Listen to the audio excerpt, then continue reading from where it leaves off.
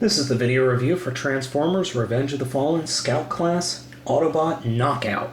Knockout is a motorcycle. His main colors are light green, dark green, black, white, and a little bit of blue. But he is what is effectively called a crotch rocket style motorcycle, more like a Yamaha or a racing bike. He is the first Scout class figure to have an official repaint in the form of reverb. It is red, white, and blue. To be honest, I prefer this color scheme. The red, white, and blue color scheme looks okay, but I like this one a little better. One nice feature about this mold is I don't have to worry about it falling over. The way the mold is, there's just right here at the bottom actually holds the figure up. So you can play with him, you can run him around, you don't have to worry about him falling over in motorcycle mode, which is really nice. Can't say the same thing about the deluxe Chromia or RC figures, which I don't have yet, but I've seen the pictures. They have those little plastic things that hold them up. This you don't have to worry about, which is very, very nice.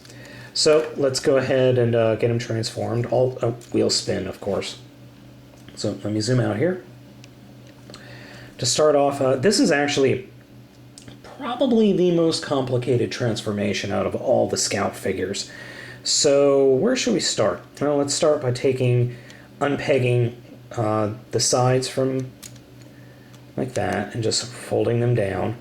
Now, one thing I do have to mention, these sides come off very easily. I mean, just wiggle, wiggle, pop. They just come right off. So if you see them falling off in this video review, don't worry about it. They fall off and they go back on really, really easily. So we'll fold down these parts, which will form the legs. Next thing we'll do is actually come up here and split the front of the bike in half to reveal the head, and then fold them down to form the chest. And the handlebars actually fold up and out of the way, which is really nice. Then to form the arms, we have to get in here and just kind of pry everything apart. Unfortunately, it does take a little bit of force, and getting everything lined up is a pain in the butt. So just fold that up. And these will rotate down. Fold. You'll get one real hand and one blaster hand. Very Bumblebee-esque blaster, if I do say so.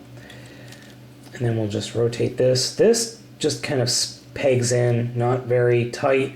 There's a little bit of friction there, not much. And then we'll fold the feet down. Yep, panel fell off. Now, on my figure, all of these joints are rather loose, but they're tight enough that the figure will stay together, which is nice. Now, I've seen where you just put those back, or what I like to do is put them out, like some pictures have shown. Oops. Yeah, you see, the legs are really, really loose, sadly. So it makes them kind of short, but... Oh, and then you can fold the bike part down. You can either do that or do that. I prefer that. But one thing I like about this is this can act kind of like a vertical landing and takeoff form in robot mode, so he has a little flight ability. According to the directions, he does not have what is called an attack mode, but he doesn't need one. He's already got this thing, to rain death from above. Mwah! Anyway. So I'm really happy with this figure because he's very posable. My only complaint is sometimes he doesn't hold together too well in this mode, but it's not too bad. I have seen much worse. But he definitely, you really have to like green and black together to like this aesthetic, and I happen to like green and black together, so I'm really happy with him. Does have a lot of kibble though. A lot of bike kibble in this mode, unfortunately, but it's not too bad. Unfortunately, I can't gush on him. No, that doesn't sound right. I can't really praise him very well because he just kind of looks jumbly.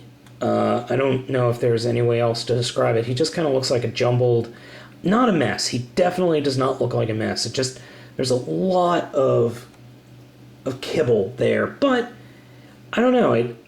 I guess I've just seen so many pictures of him, and the fact that his bottom areas are so loose. I mean, they're just floppity all over the place. But he does have a full range of articulation. I mean, he's got a lot of articulation, but he's slightly top-heavy due to these, but these can be moved around to balance him. It's really weird because, oh geez, parts of him are already flaking off. Wonderful. These ball joints are actually really, really tight. I mean, it's taken a lot of force for me to move these, and his head does move. But these are just so floppy. Does this guy belong in your collection? If you like bike transformers, and I will say that this is a very good motorcycle transformer, then yes. If not, I would say get Ransack and Depth Charge before him, but he's still a very strong contender.